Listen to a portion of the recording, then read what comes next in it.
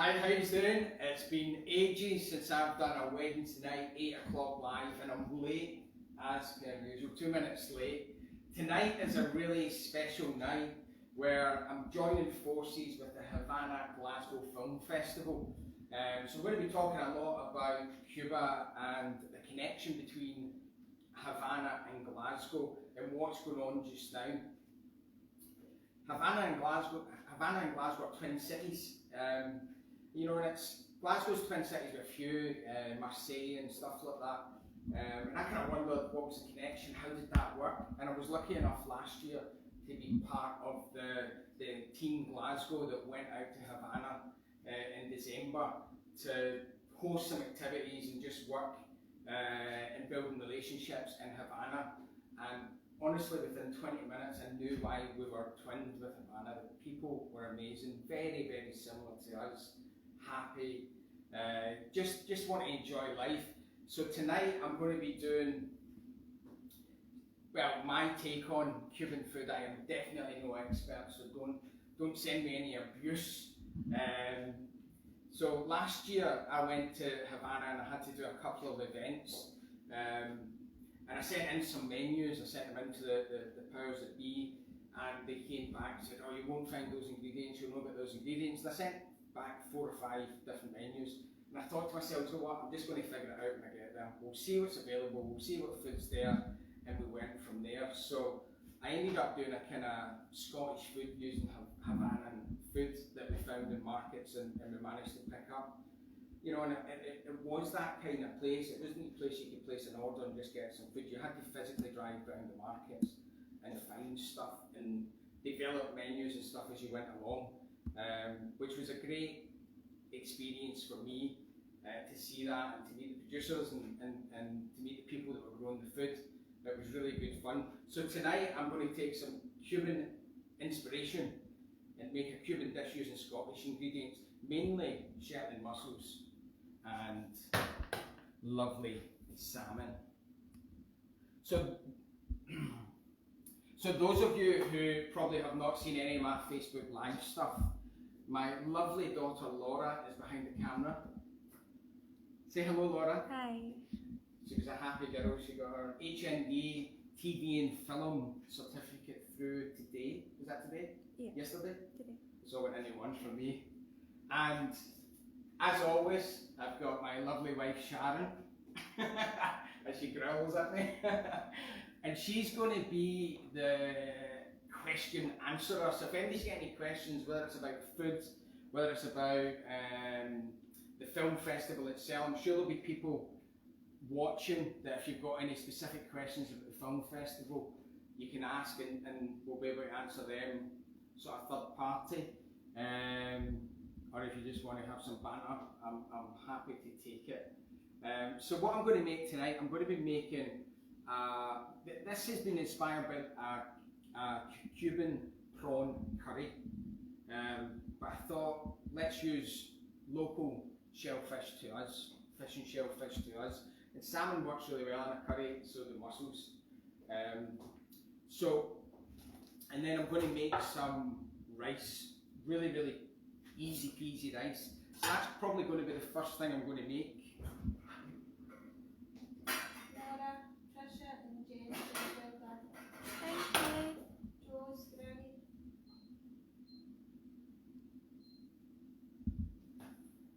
Right, so first thing I'm going to do is get some rice on. So the first thing I need, I'm going to pop in an onion.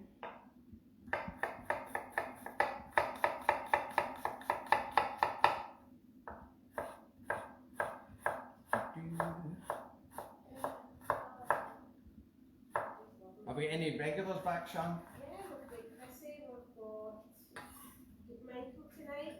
Michael, Michael, yeah. wow. I think we're wonderful too, Michael. We've got Tony's on tonight. Tony, Lovely. amazing, hi We've Tony. got Trisha, we've got Diane and Tom, three of the Shetlands. Oh, lovely, Piers. wow, You like that's good. I've not been on for I don't know how many, probably weeks and months that I've not been on, because I've always felt these kind of videos with for brightening folks' days up and stuff like that. Especially when we were in kind of lockdown. I know we're in a kind of lockdown, but most people are working, I suppose. They want to come home, put their feet up, they don't have to watch me. So the Havana Film Festival, obviously like everything else this year, has gone virtual. So you can get tickets.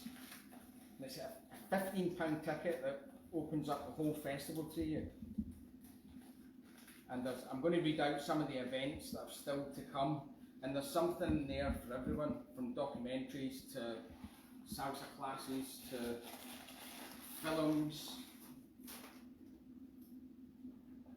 And I need to give a shout out to Irene, Houston and Laura, who are part of a very small team that pulled this together. Right, so a little bit of oil, some onion. I just want to sweat that down a little bit. And to that I'm going to add cumin seeds. I'm going to be quite generous actually. Cumin seeds. And just let that heat up. So while we're waiting on that, I am going to chop some more onions to build the sort of basis for this curry. Do we have any questions, Shada?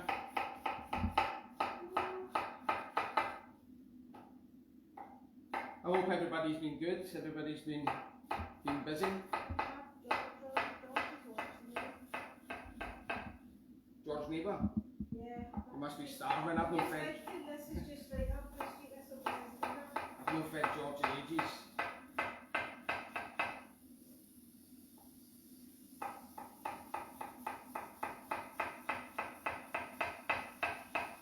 Right. So the onion is going to form part of the basis for the curry. Like most curries, onion plays a massive part. So this is going to be like a sofrito, like a holy trinity. So according to my research at Google, holy trinity in Cuba when it comes to food is onion, garlic and pepper. So bell peppers. Or some people would argue that cumin would be there to instead of the pepper. I'm going to do both. There's this curry here, coconut curry, it's got a bit of tomato in it, it's got bell peppers, it's got some chilies, it's got some cumin. I'm going to put some coriander in it, and of course I'm going to put some coconut milk.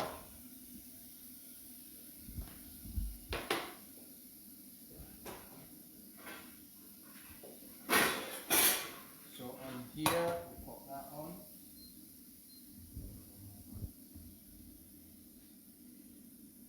And run the oil. This is what's great about working in your own kitchen, because you know what everything is. There's nothing worse when you're up on a demo stand and you don't know what the water is. Right, Laura, you're saying, can you tell everybody what your recipes and your social status are on YouTube? Oh, I'm allowed. Right, okay, I will, since I've been prompted. So, getting food wasn't that easy, to be honest, in Cuba. A lot of foods that we take for granted are not available a lot of the year. And I don't know the reason. There's many reasons. If there's not enough for everybody, there's not enough for everybody, so it doesn't go on sale. But I was making a Havana skink. So it was my take on a cullen skink in Havana. And obviously you need potato. And we went to the market, and a kind of shady guy came up to us and says, "What are you looking for?" I said, "Potatoes." He says, "Go down, drive 3 blocks down the road and I'll bring them to you." So we drove the 3 blocks, waited about half an hour, then the man walked past, never turned his head to even look at us, and said, "No potatoes, too many please." So it was a wee bit different way of getting your food. We did get potatoes, but can't say how. Right, so onions, cumin seeds. Going to pop in a cup of rice, a cup of water, and half a cup of water. Into that I'm going to pop in a little stock cube, and I'm going to just bring this up to the boil.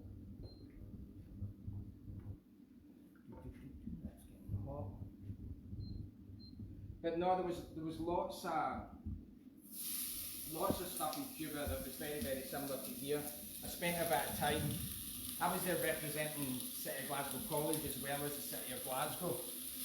So we made some great connections in the sort of City of Glasgow College equivalent in Havana, where they teach all the chefs. I made an amazing meal that the students made, and I did a demo.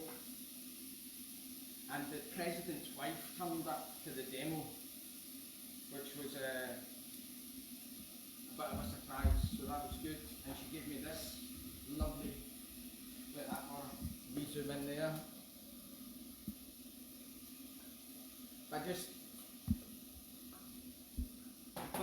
thought that was very thoughtful. This is a 300-year-old silver jug, and they've made a Cuban bird out of silver cutlery on Cuban marble, so I'll keep that forever. It's an amazing keepsake. Right, questions?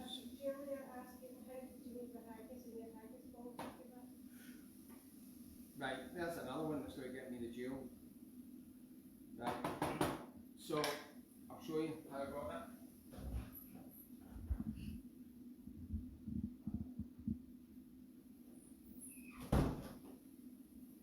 Smuggled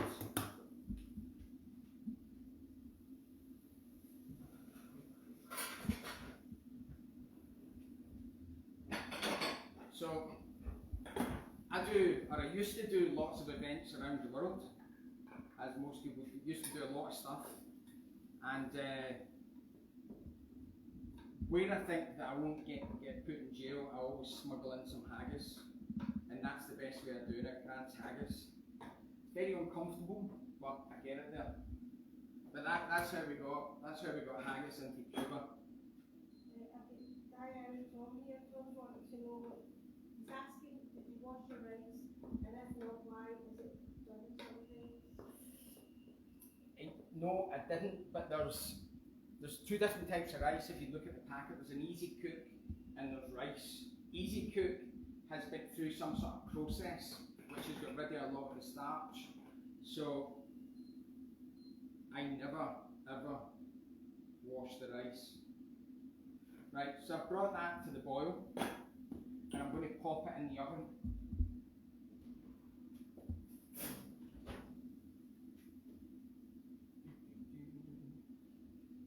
Right.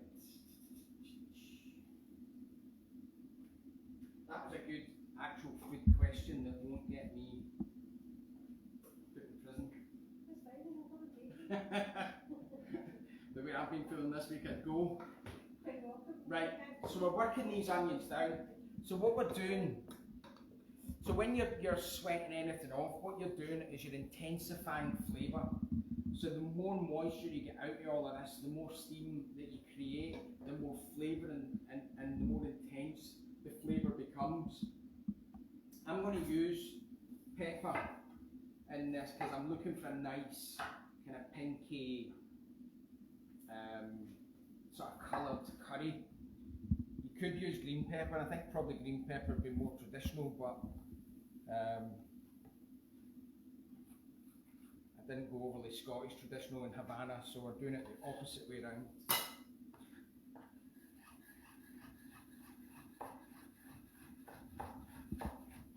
But there's an amazing amount of collaborations between you know, filmmakers in Glasgow and filmmakers in Havana. Well, there's last year there was a whole load of movie stars were at a civic reception in the City Chambers in Glasgow. Any more questions, Shazza? Michael wants to know when your Katusha's. Tell Michael he doesn't even know how to make one. Tell Michael yourself. Michael, remember that time you kept making the cartouches and they came out as 2 halves? And then I got a customer on a Wednesday night that was coming on the Saturday from your class, and I gave the guy a cartouche to give you because I knew you would mess it up. That was a 3 or 4 day joke, but I believe it worked. Ross is watching. Hi, Ross. So the last couple of these I've had a guest, and Irene Houston was supposed to be here, and we're going to talk about. I like to interview folk. I like to find out about what people do. We've had some great people in. Stephen Purden.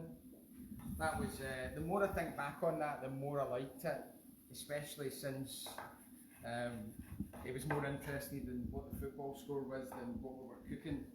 But I thought that was a good laugh. And we had Daza, Does It Fry. So tonight the plan was to have Irene here and to talk about her life and her work. And she's a writer for TV and film. So we're going to delve into that and when she wrote for EastEnders and stuff. Yeah, that time I made a snowflake. The what? That time I made a snowflake. I know. And Trisha wants to know what a Katusha is. That's Michael. So Michael, you don't need a cartouche. Don't believe them, they. An extra 4 mils of water. Right, so we're still working this down. So the next thing I'm going to add to that is garlic.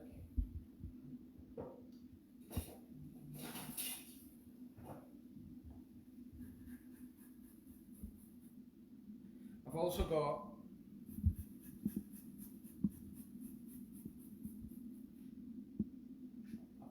some exciting news. So a couple of weeks ago, when I realised that all the sort of party nights and people getting together probably isn't going to happen, I thought to myself that I'd maybe come up with a little concept that people could have a little party night at home, a little cook-along.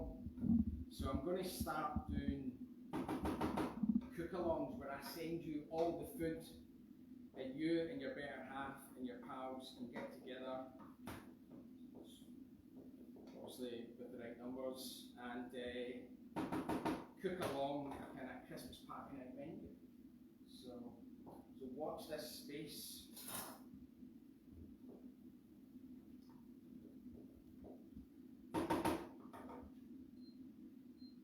So when I was in Havana, I did some work at the British Ambassador's residence, and on the menu, instead of calling them haggis balls, I called them haggis rocher.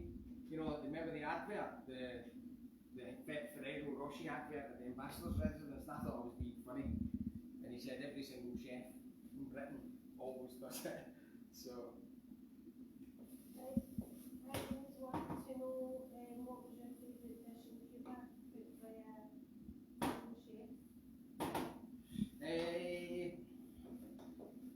Well, I mean, I was working all the time, so I never ate much. We did have an amazing meal. The last meal that I had there, I left early because I had to go to Canada, but I left straight after the main event, and we were taken to this. We can only describe it as a kind of Michelin star restaurant, you know, a 7-course tasting menu, and that was amazing. You know, that really blew my socks off. You know, it was things like local lobster and I think what potatoes.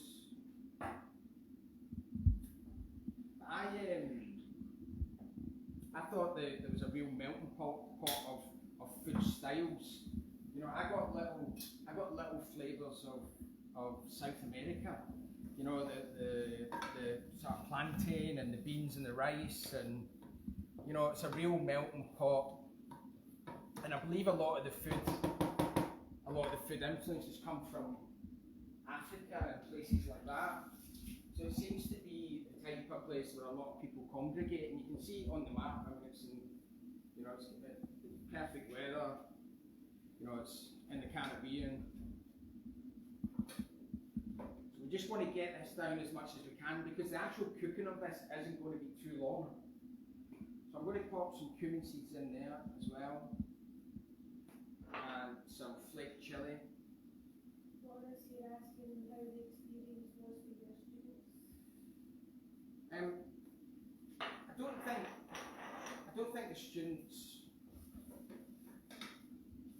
don't think the students really knew what it was about. You know, it was just such an incredible experience. And the 3 students that I took were 3 students that helped me on loads of different stuff. And normally they help me do functions and events at the college. And I took them all into the office and said, look, we've got this VIP dinner for the ambassador of Cuba. All right, fine, no problem. What's the date? I gave them the date and stuff like that. And they were just about to leave. And he says, oh, where is it? I says, it's Havana. So, but I think they loved it, and they managed to get a few days after the event to sort of experience the other side, the beaches and stuff like that. Right, you see that, Dora? So this is starting to get a wee bit pasty, but the pan's nice and clean, but it smells absolutely amazing. So to that I'm going to add a wee can of tomatoes and coconut milk. And then we just bring that back up to the boil.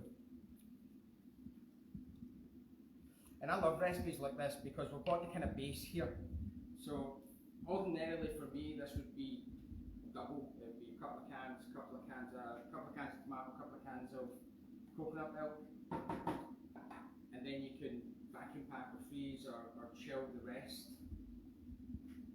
So that you've got that base, and then you can add anything you like in it. It works well with chicken, prawns. It would work well with vegetables. So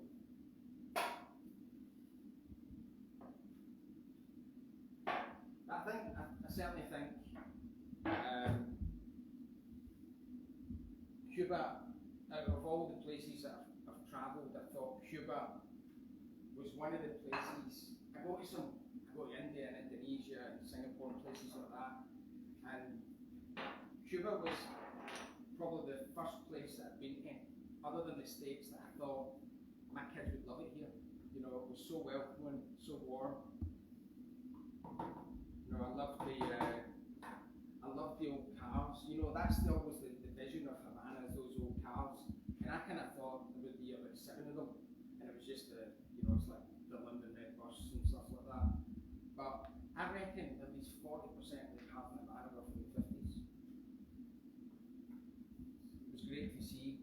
And the other thing I liked as well, when you were out and about, so if you were, you know, walking from place to place, and people would want to sell you stuff. And you know what it's like, you go on holiday and you get haggled and almost dragged into shops and stuff. As soon as you said no, the whole approach changed, and then they started asking you, where are you from, why are you here, you know, and it was just that really warm, welcoming experience, you know, that I would like to think when people come to Glasgow, that's what they experience. So I've got some coriander here. I'm gonna shred that up just now before I contaminate my board, because I'm gonna cut some salmon.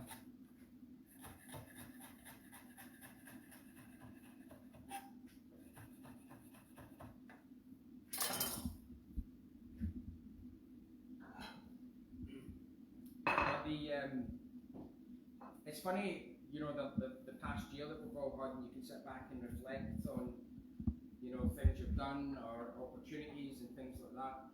And it's amazing, you don't really appreciate things until you're back. And I mean, that month alone, I did Cuba. I did Cuba and Toronto in the same week, and then a couple of weeks after I did Miami and New York. It's all in the same month.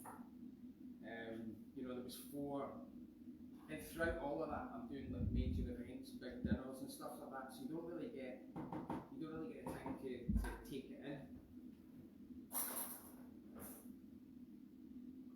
But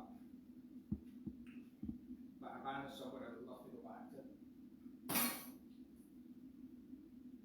Let's get that to the boil. Have we got any other questions, Shazza? No? Make something up then.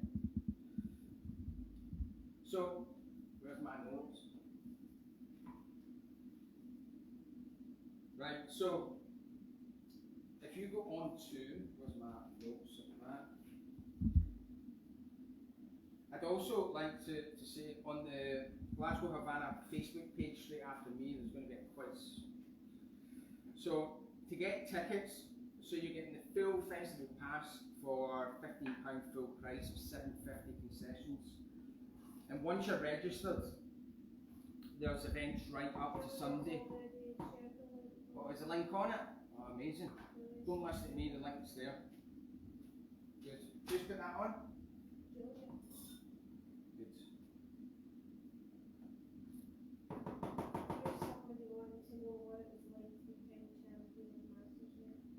What was it like? That's a good question, thanks very much. Who asked that? Yeah. Yeah.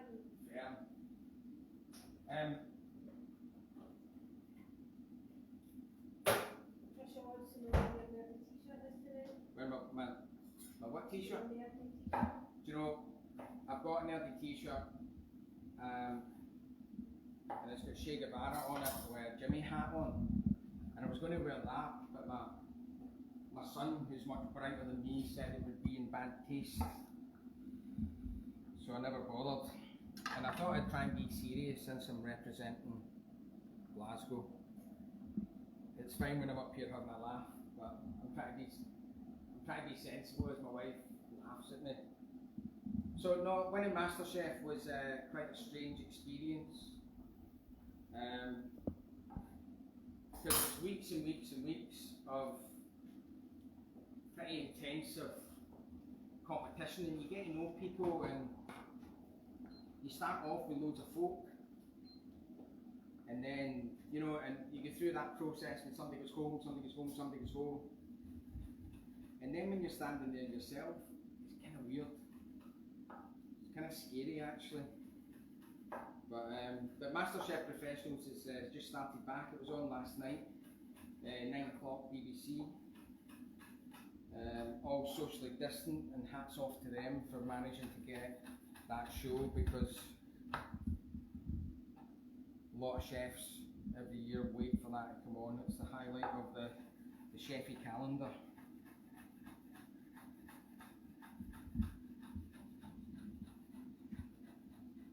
And also my episodes of MasterChef are on Netflix, which means you don't have to wait up till 9 o'clock to see them. You may have seen that, just been in lockdown, wait up till 9.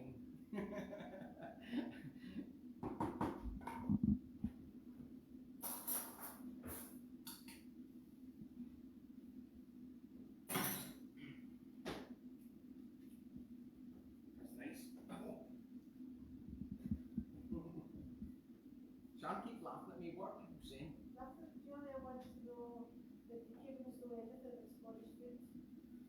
And what did they like the best from your menu? So, and it doesn't matter where I am in the world, everybody knows haggis and whiskey. I mean, I've been in places where people have never heard of Europe. So, in a village in the jungle in Colombia, and you're speaking to, you know, kids in school and what have you, and they've never heard of Europe. So you drill back and you get bigger. Europe's as far as I can go in terms of where I live. And then I said I was from the land of whiskey, and they knew whiskey. Chefs are always interested in haggis, and as I say, most occasions I can get some haggis in, and everybody's got this kind of horrible fear of it. But as soon as they taste it, always a winner. It's absolutely stunning. So that curry is lovely. How authentically Cuban it is, I don't know, but it's definitely authentic Glasgow. George, to think about alcohol. Right. Saying coffee, Cuban coffee liqueur would be business like that. Cuban coffee liqueur with this curry. Michael, you need to get back to work, that's mental. George, I say. George. Oh no, Michael. No, George. Tell George I'll swap him some curry for some. Not that George. What George? Irish George. Oh, is Irish George on as well? Obviously, alcohol, Irish George, isn't it? Well, he's actually from Glasgow. Well, he's in Ireland as well. Camera up, Laura. George, congratulations on your masters. The next time I see you, we'll be calling you doctor. Here's I know some in the Lighthouse who doesn't know where places are.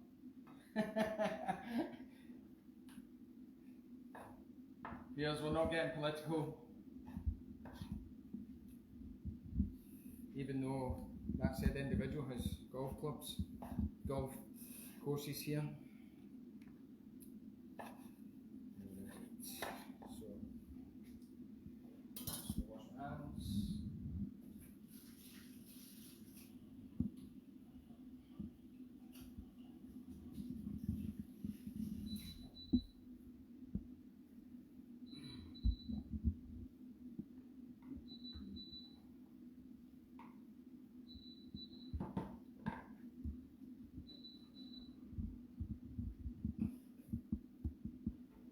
I think it's amazing how much we're online now. Shan and I had just finished a school meeting from our dining room. We're definitely saving the planet. So, guys, you can see that rice there. There's no draining of water. You're keeping all the flavour in there. I'm going to pop in some of these little chilies into the rice. Again, really famous dish in Cuba is rice and beans. And a lot of dishes are kind of slow braised as well, and obviously for a demo, and most of you will know that normally tune in. I like to cook everything at the demo. I'm not one for pulling a Blue Peter moment out, unless I really have to, but I try and avoid it. So that is our beautiful cumin, chili, coriander. And let's put some. Julie, I want you to remind everybody of the spices and seasoning you used. Okay. So the spices were cumin seeds, chilies, red chilies,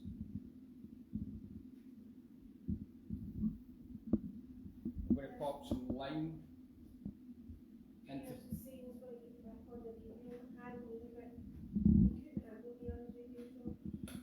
No. Your music? I don't think so, Shan. I don't think so. Right, the mussels are pre-cooked mussels, so they just need warmed back through and brought up to a safe temperature. One of the biggest helps when I was there at the Havana ambassadors, or the embassy, was the chef.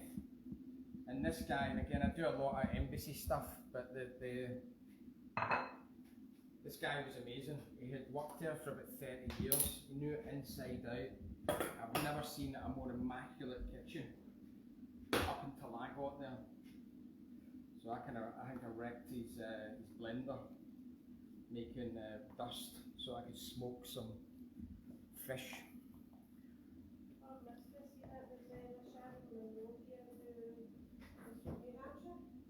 Right.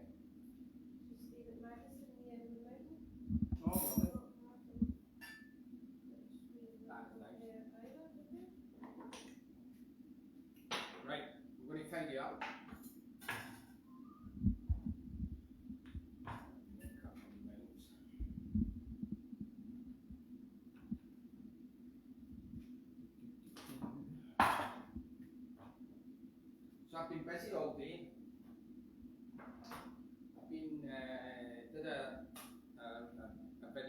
Glasgow Science Centre. They've got a campaign coming up, so I'm helping them out with that. And I also did a couple of videos for the Chicago Scots. They're celebrating their, I think it's the 175th St Andrew's dinner, 175, which is incredible. So there's a couple of videos for them. What else did I do? I've done this. We're ready for my tea. Right. I'm just thinking, It's nearly bedtime. I'm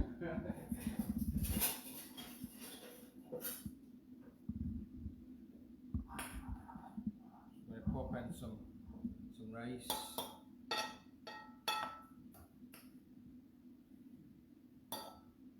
But it's amazing the things that go on, you know, that go on under your kind of nose. You know, things like the Havana Glasgow Film Festival, and even the fact that we're twins with Havana. You know, I don't think a lot of people know that. You know, it doesn't take much scratching away to find out, you know, how much goes on, and you know, the bonds that we make with people. So once we're allowed to go places, I urge you to get on a plane to Cuba. And don't, dare I say it, don't go to the resorts. Obviously go to a resort if that's kind of all you need. But you need to spend some time in Havana and get a taste of something that you'll never ever get anywhere else. Pop that there. What do you think, Laura? That be good? Nice? That's all Laura's only work. She would never eat that in a million years, would you?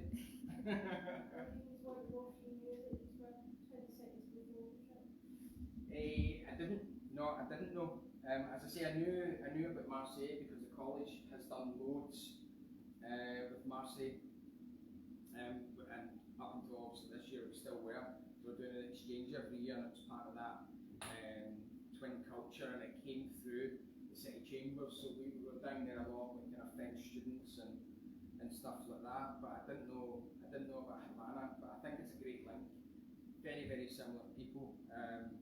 And as I say, you know, I'd like to think the welcome I got in Havana would be the welcome that anybody comes to Glasgow, the friendly city. So I think Havana can take that title as well. But no, it surprised me that it managed to keep its culture, but everything still worked. The infrastructure was good. There was lots to see and do. So get out there. I mean, I remember years ago people were talking about get out before it changes. I don't think it will change because the people are going to remain the same, and I don't think the big hotels will be in. I don't think, but it's definitely a place worth going to see. So that is my take on some Cuban food. So we'll get the cumin rice. We've got our coconut tomato curry, fish curry with mussels and native Hebridean salmon, and it is tasty. So guys, it's been an absolute pleasure. Any last questions before I go, Shazza? So it's been an absolute pleasure. Really privileged to take part and help support this amazing festival. And hopefully see you all soon. Good night.